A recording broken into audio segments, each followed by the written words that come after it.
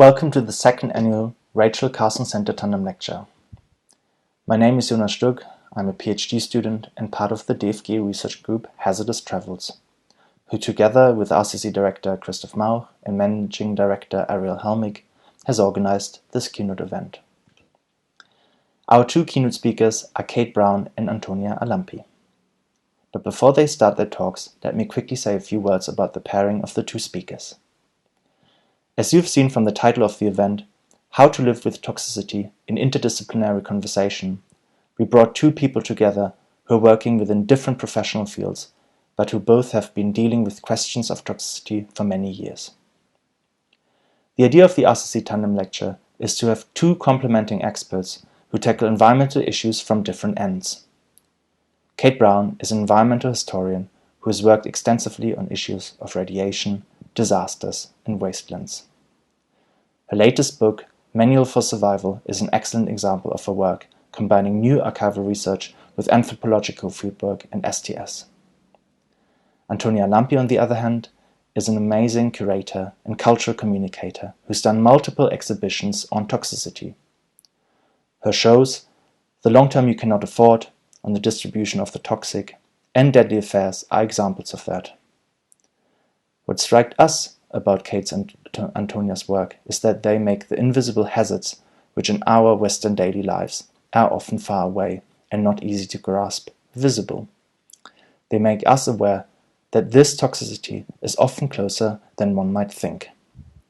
As Caroline Echtender puts it, they bring the somewhere else here. Enjoy the talks. Let me just start here. There I was with my bright yellow Geiger counter halfway into a freezer of frozen fruit in a bio store in Washington, D.C. And I felt self-conscious. What if someone saw me with my dosimeter going over packages labeled wild organic blueberries? But then I noticed that this woman next to me, she was in the next door freezer with her cell phone, looking at her cell phone. And I thought, oh, I'm fine. I won't be so conspicuous. I was in the freezer following the trail of a story that started decades ago and thousands of miles away from Washington. I was working on a book about the environmental and medical effects of the Chernobyl accident. If I had found radioactive berries in that freezer, and I didn't on that day, that would give a contemporary currency and eventfulness to the actions of a few men in a reactor in a control room in Ukraine 3 decades before. It would show how long-lasting toxins compress time and space. And Antonia Alampi curated an exhibit, I think we're going to see a little snatch of it, a couple of years ago, that contained the work of Ollie Smith. And in a caption from that work, she writes, "None of the things is happening here, but they may as well be." I think as we begin to understand the global implications of human actions, it becomes clear how those events out there make it home to us here. Now, as I started working on this Chernobyl history, I realized that most histories of Chernobyl and TV shows describe Chernobyl as a one-off disaster. And if you watch disaster films, you often see people running from an explosion, putting time and space between themselves and catastrophe. But the lesson of the Anthropocene is there is no place to hide. No distance is large enough, no time scale long enough. And so as we think about the Anthropocene, it acquires a certain placelessness. Global trends make the buildup of CO2 over London similar to the buildup of CO2 over Delhi. The heat radiating from the asphalt in both cities are of a common origin. The spread of toxins nearly everywhere on the planet and in every body mutes knowledge of the particular places from which they derived. And I want to argue today that there is no hope in placelessness. It is another form of abandonment. And this is visible in how Soviet and international officials managed the Chernobyl disaster. A classic way to deal with nuclear accidents is to declare a disaster zone and step away from radioactively contaminated territory. Officials use the factors of time and space to make statements performing restoration and repair, a return to normalcy. Give ourselves space from the disaster, give it time, and nature will right itself. And I'm sure you've all seen these stories about the Chernobyl zone. The narrative of disaster zones is itself a form of obfuscation, a creation of borders that are built for the sheer spectacle of producing a facade of control, or a control point or control zone, as the Soviets called it. Instead, I'd like us to think about curation as an act of hope, of approaching these kind of disaster sites in a different way, focused on human curation of these places. A curator seeks to understand what is in a collection, where it came from, who created the artifacts, when and why. Environmental historians work in similar fashion. To curate a contaminated space means to first map it and track it, to understand what was there, its origins, the path of organisms and toxins, and where they intertwine. In nuclear history, one of the first lessons of man-made radioactivity was that no borders held it. A Manhattan Project engineer commented in 1943 on one of the first batch of man-made radioactive waste. "It goes everywhere," he wrote in a classified document, "as if it were alive." Radioactivity appears alive because it mimics molecules that organisms need to survive. So it quickly works its way with this biomimicry into landscapes. During the Cold War, radiation monitors and then biologists soon learned that man-made radiation served as tracers of the metabolism of what they soon learned to call an ecosystem. Biologists began to think of linked ecosystems rather than in terms of individuals struggling alone over scarce resources. And this was a new sort of vaulting field, mid-century, 20th century. The first radiation biologists curated the Cold War arms race. They followed the bomb designers to remote sites, watched the pyrotechnics, and then tracked in with ticking Geiger counters. A.N. Murray was a Soviet radiation biologist, and he traced what he called the global fallout of Cesium-131 from 1961 to 1965 in the Pripyat marshes, where the Chernobyl reactor was later put in, right about where my cursor is here. He penned this map showing radiation running through the marshes. This is 5 years before constructors broke ground on the Chernobyl nuclear power plant. Murray found that plants in the mineral-poor soils of the swamp efficiently soaked up radioactive cesium and passed it up the food chain. Villagers living in the swamp had 10 to 30 times more radioactive cesium-131 in their bodies than people living farther off in Minsk or Kiev. Soon, rather than just following the bomb designers, biologists in the US started to create their own nuclear wastelands, inserting radioactive sources into forests, swamps, and farm fields in controlled experiments to see what would happen. And here's an Odom brothers experiments, Eugene and Howard Odom, in El Verde in Puerto Rico in the 1960s, where they dropped a 10,000 curie cesium source and watched the rainforest die. Starting in the 1990s, Suzanne Chamard, the Canadian forest ecologist, used radioactive carbon to follow the exchange of nutrients along mycorrhizal fungal connections between trees of different species in the forest. She ended up rewriting the forestry textbooks with her work. And we know of the dynamic movement, in other words, of beneficial nutrients and toxins through ecosystems, thanks to radioactivity. So let's get back to those berries in the freezer.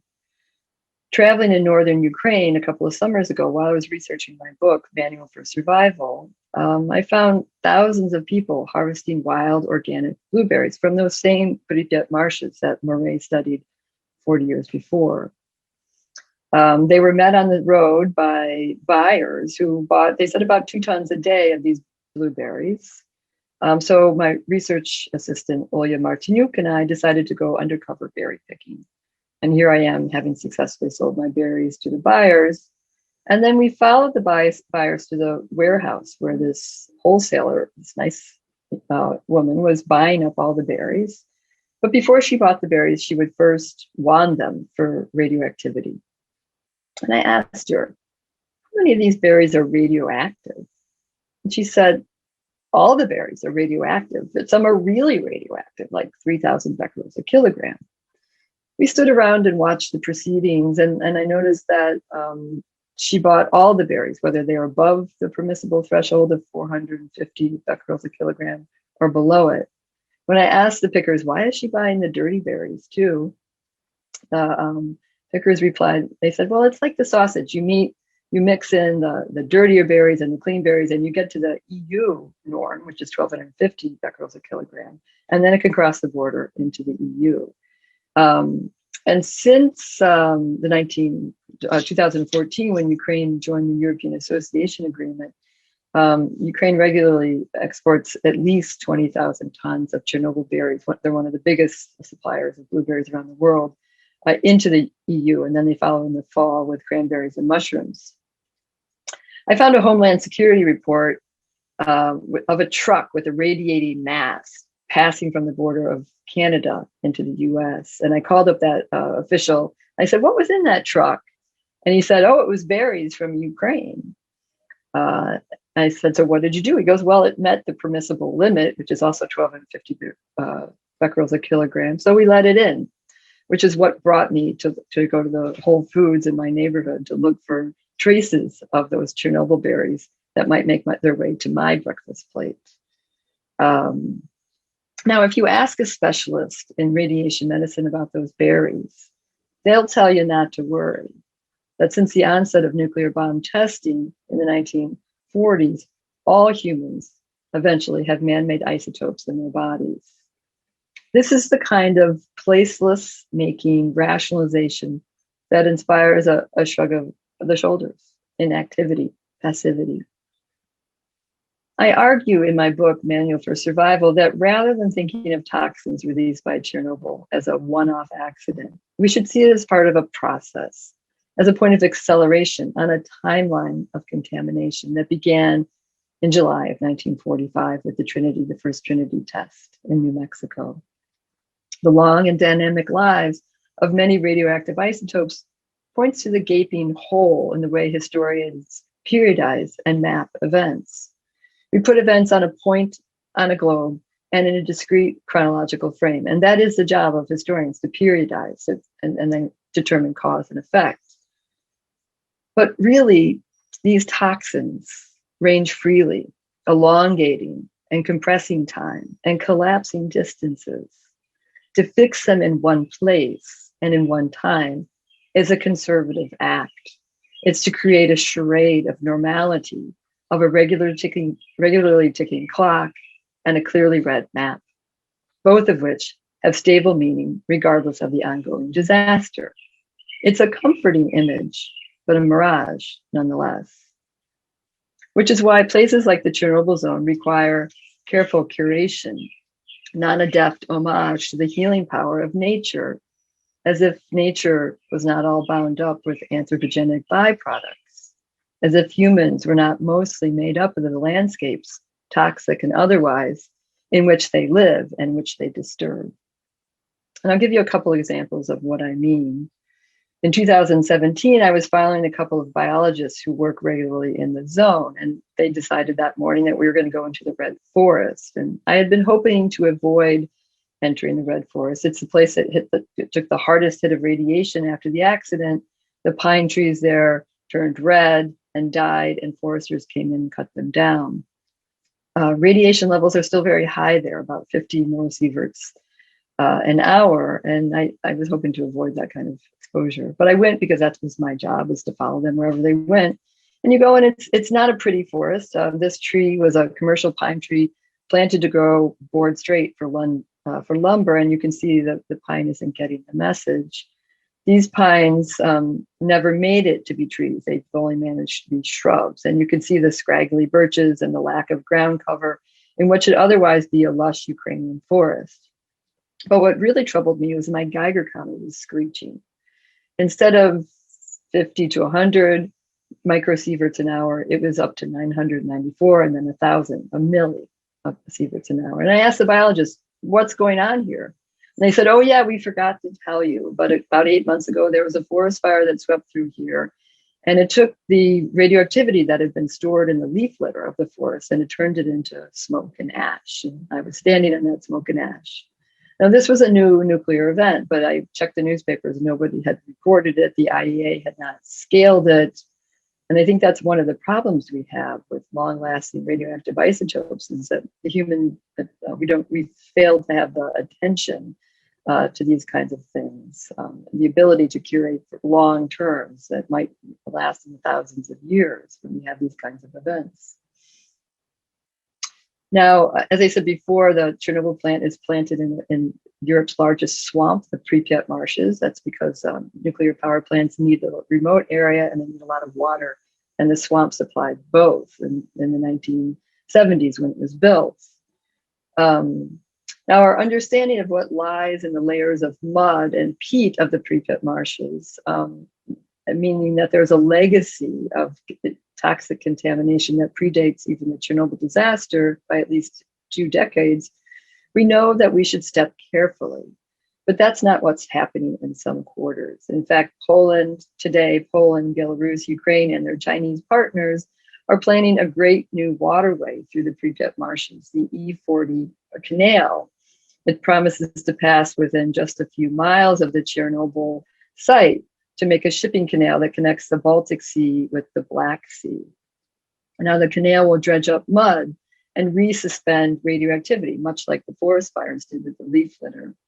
Dredging the swamp will make the swamp more vulnerable to forest fires. It will also make inroads into Europe's last large swamp, a diverse and rich ecosystem that will be destroyed by the canal. It will also disturb the particular culture of the swamp. Polynesians live in this area and they have their own language, customs, and folklore. And they will be moved off as well. I think we've seen this playbook before. This human webs linking global markets that the E40 is hoping to connect mimics the webs of fungal connections underground that link berry bushes to soils, and waters, and human metabolisms eventually. Except the E40 will also sever connections, break apart links, and kill the very plant and microbial allies we so desperately need if we are to continue the job of curation of the Chernobyl contaminated lands. Because those berries and mushrooms and the microbes that connect them and the fungal links that connect them are doing the work that an army of chemists and engineers and UN consultants could not accomplish. They are cleaning the landscapes of toxins, fishing out radioactive cesium, strontium, and plutonium that cause health problems and birth defects among people living near the swamp. We could take this gift from those allies and contain those berries safely in nuclear waste chambers, or we could send their poison far away. The webs of global markets are also dynamic, as if they were alive. Thank you very much. Thank you so much, Kate, for this wonderful presentation. It was already really inspiring. Please join me all for a big virtual applause. That's all we can do for now. While Antonia is setting up her presentation, and whenever she's ready, I will just hand over to her. Yes, thank you so much, Kate. This was super interesting, and I find it really fascinating how much it resonates to a lot of discussions had in the past years, and also actually literally some of the things I will be talking about. So I wanted to start with this image, actually. Because in this whole conversation, in this academic context, I do feel that, the realm of art history is perhaps where I should start from.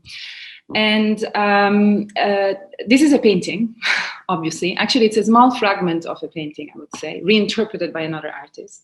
The title of the painting is Symphony in White No. 1, The White Girl. And the artist is James Abbott McNeill Whistler, who's quite a famous and extremely important, actually, North American painter. It's extremely relevant for Western art history, at least, who lived in the UK for very long. And this painting, which is mostly known as The White Girl, was painted in around 1861 and 1862. And apart from whatever the art historical relevance of the painting, what I wanted to sort of bring your attention to is the whiteness that surrounds it. Obviously, art critics have very much interpreted the piece and related it to notions of purity, of innocence, relationships to the Virgin Mary, because the girl is standing very dryly up, is very white, and has a white dress, is standing in front of a white curtain. And actually, you cannot see it here, but in her hands is actually also holding a white lily. And why do I want to talk about it? Because I actually want to use this as an introduction to the history of a particular type of pigment, maybe the greatest of all pigments, of white pigments, the greatest and the cruelest, actually, and it has been used by artists spanning times and geographies from the Chinese Empire to the Roman Empire, passing through the Egyptians, Flemish painters, Tuscan Renaissance, Van Gogh. And this is lead white. Now, there's many ways of making white, of course. White pigment is not only existent made of lead, there's ways of making it with chalk, with zinc, with barium, or even with rice. But lead white has particular characteristics that no artist has ever wanted to give up to. Let's say, as many maybe of you know, white is actually a very important color for painting. It is what is used for preparing the primer, for preparing the background of a canvas. It is mixed with other pigments, obviously, to work on different shades of color. But it's also very much used for the highlights, for the details, for the shine, for the light of the eyes, for the lights on objects. In Dutch still painting, for example, is a Jan Vermeer, white is everywhere. It is the core and the central aspect of the painting. But it is used by Leonardo. We go through the Renaissance. As you see, the white is extremely important for the background, for the skin. It gives life, actually, to the subjects themselves. This is Van Gogh, another lead white. Now, the penalty that these apparent purity, beauty, and light that this white sort of pays the price of is that it absorbs almost no light into its own body, so to speak. And for lead white, at least, this means that its own heart is actually black.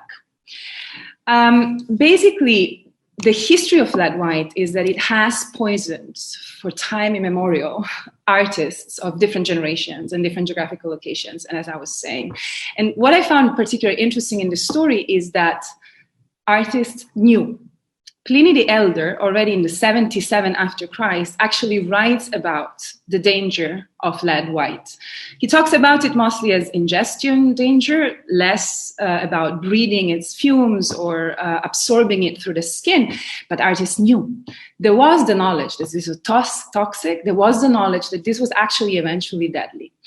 And it's like the tour. What I found very interesting also in the history of lead white is that it wasn't just used for painting, but actually it's something that was extremely famous also for women fixes, for makeup. So this is a famous painting of Elizabeth II. White lead was used as a primer for a woman's skin.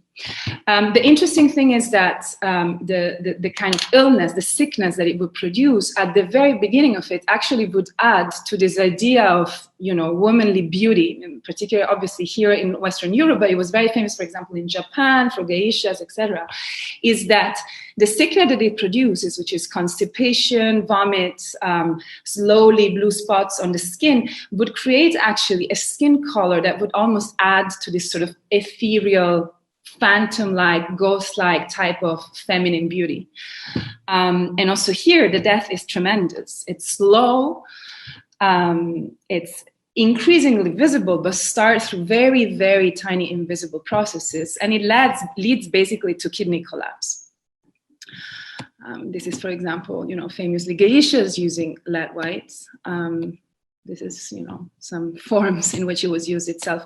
And now what I just wanted to essentially highlight in this story, which continues, because actually, sorry, I went too fast, because actually an interesting thing is that in the, more or less in the 1870s, 1880s, also in this moment, in which, let's say, socialist ideas, redistribution of wealth actually come up, because lead white also was known for being extremely poisonous, particularly for also the assistants of the artists, the enslaved people of the artists that were actually the ones producing the pigments and being also the ones exposed for a longer period, and very often also the closest proximity to the fumes themselves. It was called basically produced by the poor and contaminating the poor. So in let's say the 70s and 80s of the 1800s, actually a new type of white is kind of found, experimented with, that apparently has very, very similar, let's say, visual outcomes as lead white. It's based on barium. Yet, nonetheless, it is not used. Why? Because it's too expensive. Because the cost of it is so expensive that you would rather go for something cheaper and deadly than actually go for something healthier, let's say.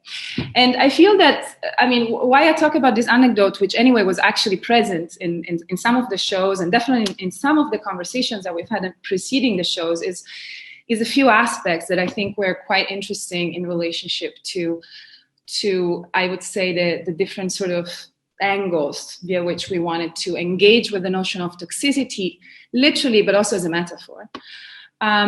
And one is how much toxicity is a byproduct of something else. So obviously it is not, the aim is not to toxify, the aim is not to poison, this is the product of something else. Desire, in artistic case, quest for eternity, quest for eternal achievement, greatness, beauty, accumulation, spending less, accumulating more, an urge for prestige, but it is not the main thing, right? It's a byproduct. The second is, of course, invisibility, the existence of something behind facades, which essentially asks, as many have written before me, a double gaze, a plural gaze. Vision is not enough to feel, to sense, to understand, to locate toxicity.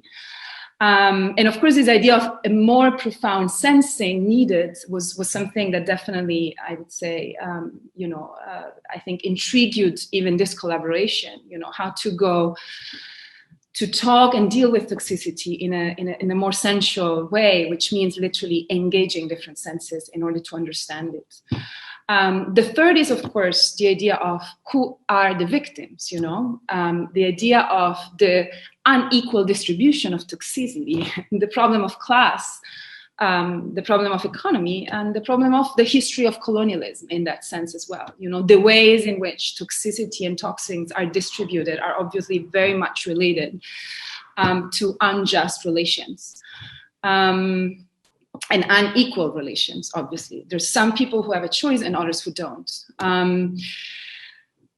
Because very often there's much more knowledge than one would believe there is. And the fourth is this idea of the delayed death, the unspectacular, slow, at times solitary, very differently, of course, than the radioactive catastrophe. But, toxicity is also very much defined by a slow, unspectacular death that doesn't make it to the media. It's very hard to talk about, in which also the relationship between cause and effect is very, very difficult to trace. So I would say that greed, desire, was something that clearly we wanted to look into, and this idea of byproductivity. And here is maybe it's just a small shot of the first exhibition that we did, which is called Deadly Affairs, quite literally. And what you see here is actually a kind of, is an exhibition view, but what this kind of bunker that you see in the middle is actually a piece by somebody called Adrien Tirtaud. He's an architect and an artist, and I think at the core of the exhibition was really to create this kind of fake division structure that obviously looks very much as a kind of as a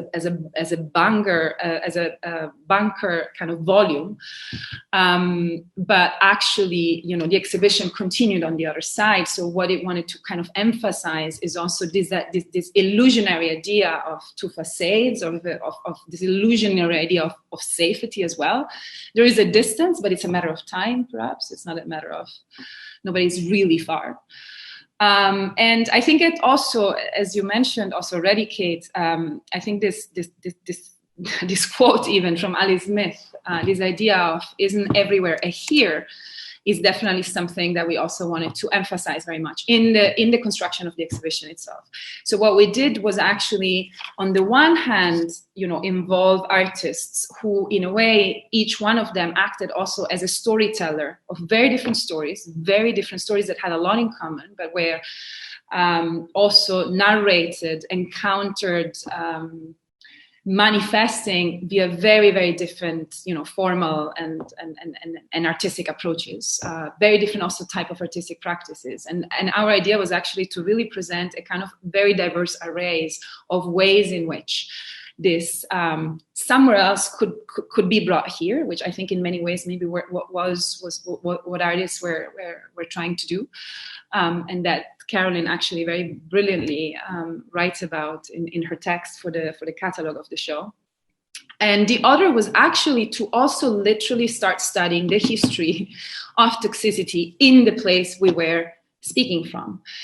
And there's many researchers that also appear in the show that literally relate also to issues of toxicity in Belgium, from the history of asbestos and Eternit, which was also a Belgian Swiss company, to the position of nuclear stations within also current politics. But one of the particular things I want to highlight is actually that we really also tried to relate to the building itself. The building itself was actually a former industrial dry cleaning space. So actually its waters were completely contaminated, the earth was contaminated, and actually contaminated the waters of the whole neighborhood. It was very interesting for us because the building itself could be rented as an art space, but would actually not be able to be sold, because to be sold, it would have needed to be actually detoxified. And that was a very interesting kind of aspect also in relationship to, the economy behind it. But we also started doing other small actions, which I'll highlight in a second. This is part of Adrien Tirtaud again. So as you saw, this story around Whistler and the pigment white and the history of white pigments in art history is also something that came into, like he was an artist. He really acted a bit as an architect of the show that made sort of what we call toxic tales evident throughout the building. And then he decided to open a space on the floor to highlight also what's actually literally underneath your walking. And what is inside is pipes that are mostly made of asbestos, So it actually doesn't even take that far to see what you're surrounded by. It's really about, do you want to see actually? And that's a bit what we were trying to sort of encourage, I would say. Where do we look? Where do we feel? Where do we position our interest? So here actually is literally the quote from Ali Smith, and it's in front of another piece by an artist. Her name is Francisca Piervos, and she made a huge collection actually of flower pots made by Eternit in asbestos.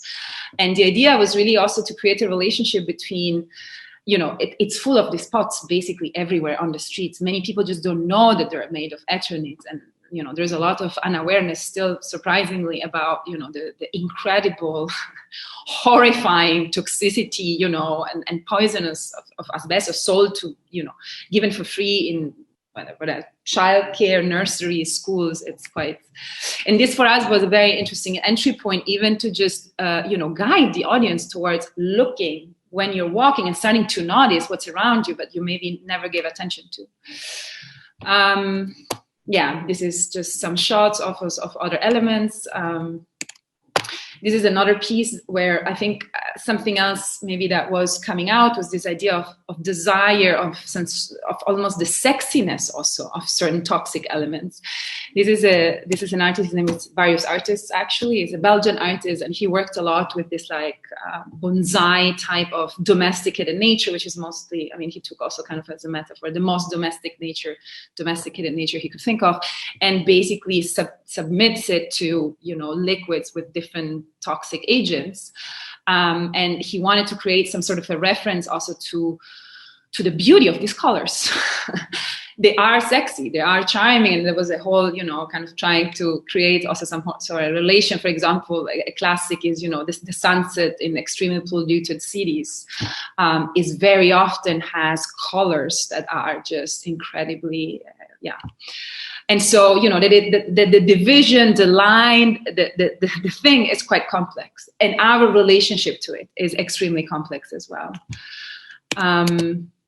I won't go into this because I think I'm being too long, but let's say the idea was also to highlight, for example, also certain legal systems and how they were enacted in relationship to what, you know, because also things become toxic when they're also declared toxic. You know, there's so many things that are just passable and not declared toxic because they're legally viable, but, you know, we know that that is not the case. And we tried also to kind of highlight, you know, what becomes toxic in what point of history and where exactly. Because as we know also what, you know, even Eternit itself, you know, the moment asbestos becomes illegal in Europe, it moves to other places, such as, you know, in this case in India and so on. So we continued, I would say, I mean, something that we definitely passed on to the next exhibition that we did in Berlin was this idea of like, can the exhibition itself become a place where what you talked about, Kate, this idea of collapsing of distance, which is so inherent perhaps in, you know, the toxic essence. Can we do that within an exhibition? Like, how can we create this sense of entanglement, this empathy for us? We are all, you know, like the idea of distance is it's a social construction. It's a mental construction. Can we be in solidarity despite being distant? And, you know, what has this distance produced? And I mean, again, which was very much related to the ways in which the toxic is also distributed, and, you know, in what forms it goes where, how does it come back, you know, maybe in products that you buy back, you know, after having it sent it somewhere else. And I think that's something that we definitely saw as a non-achievement, definitely in the show in Antwerp, was that it was also, despite us wanting to be sensual, it was very visual. I mean, all the sensuality that we're thinking about was totally visual, purely visual. There was very little sound, no smells. It was extremely, dry in many ways. There was a lot of text, and again, the audience was lost. There's too many things to read. It's confusing, even though the text was literary and fictional and poetic and so on. It just already felt too much, and it's really an issue. Like, how do you actually translate complex notion in such a synthetic way? You know, do we have to do it? How do we do it? And so we tried a bit of a different approach in the exhibition at Savvy Contemporary in Berlin that followed. Again, curated together with Carolyn, but a different team also in Berlin. Yasmin Al-Kaisi and Yasmina Metwali were associate curators in this case. And I think what we really tried to do is open to other senses. So now sound and smell played a very important role. And I wanna show you now shortly just a clip. It's just 5 minutes, but I think it's really important also to hear and to get a sense of the show, not just by pictures, for the reason I just mentioned, actually, and hear also artists talking about their stories in their own terms. This was the entrance to the show, for example, which is a piece by Julieta Aranda that basically uses only, how do you say, this is this kind of color that when the light is on, you don't see anything. It all looks as nothing on nothing. And then only in the moments the light turns off, this kind of, it was a number of quotes and texts very much related to, I would say, toxicity, but particularly to death and life. And the history of this particular type of pigment and painting is a whole toxic one as well. But some of it will be addressed now in the short video.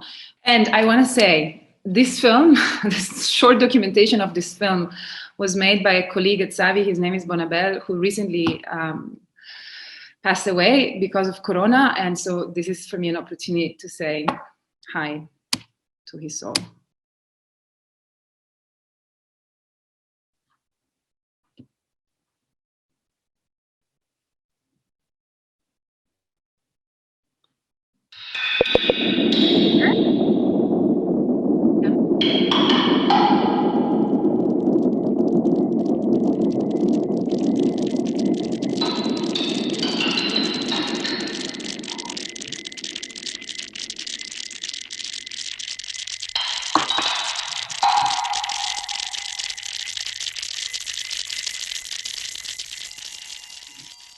Would you die for science?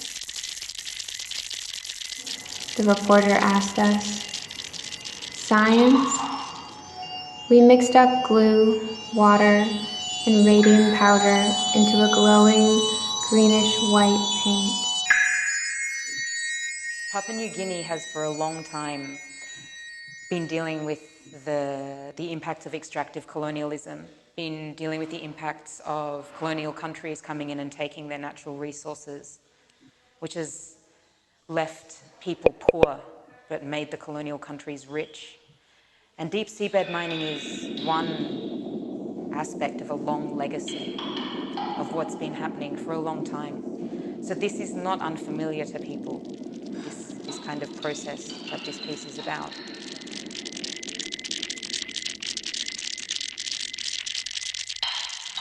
And here at Savvy, we're showing a collaboration which we did in China in 2016. And basically, it's a piece of work that deals with mining and processing of minerals that is used to produce contemporary technologies such as cameras, laptops, phones, so on and so on. And so basically what we're trying to do with this piece is to expose what you could call the sort of the dark side of the material circumstances of these technologies. So the piece is created on location on a tailings dam that is a toxic mineral waste deposit in China, where we used radioactive thorium. Thorium is a byproduct of the refining of these minerals. To create this series of photographs that you can see in the background, and also we produced a film and this video piece here.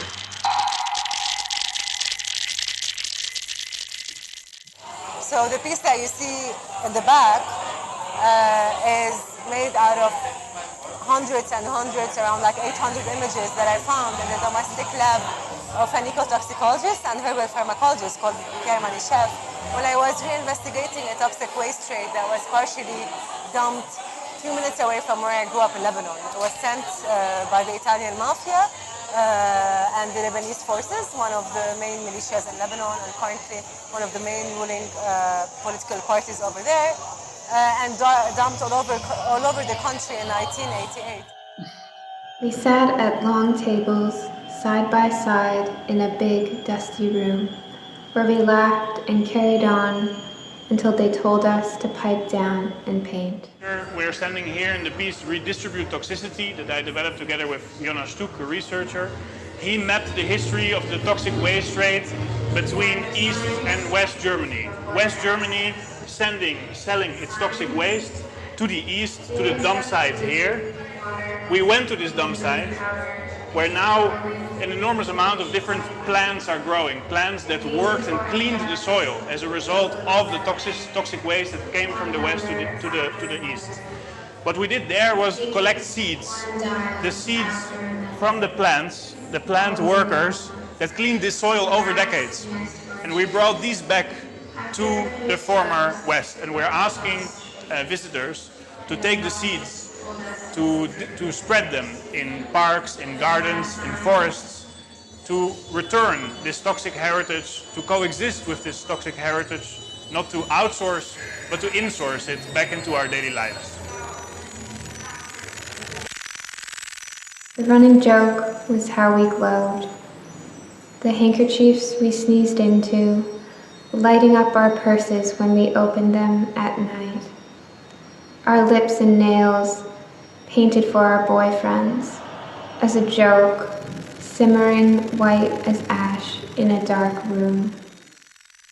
I brought this earth from the outer skirts of Berlin, from Berlin-Buch, where the former Rieselfelder were located. And these were places where all this canalization, dark water, bad water, shit, and so on went there. And with time by time, more and more industrial waste also stranded on these fields. So this earth get more and more intoxicated with heavy metals. And now I could say, okay, yeah, this is definitely toxic Earth, you can find like cadmium or Blei and so on in it. And through this steaming process, yeah, I try to give the Earth like a spa treatment.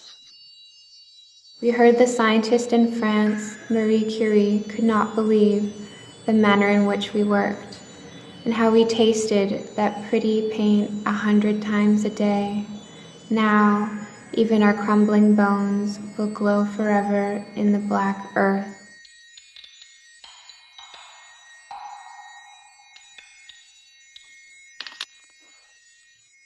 Yeah. Yeah, so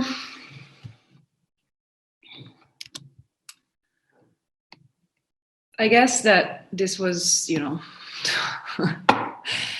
something that, we also kind of addressed very strongly then in the gigantic public program that we did. And I mean, the idea from the beginning for us was really to engage with writers, with poets, with performers that were, and of course academics. I mean, the whole Hazardous Travels team was involved. And I think it was very important for us to kind of try to address this idea of living with, that you also address, Kate. What does that mean? What are the implications? And what are the different implications for whom? And I think that, personally, it was quite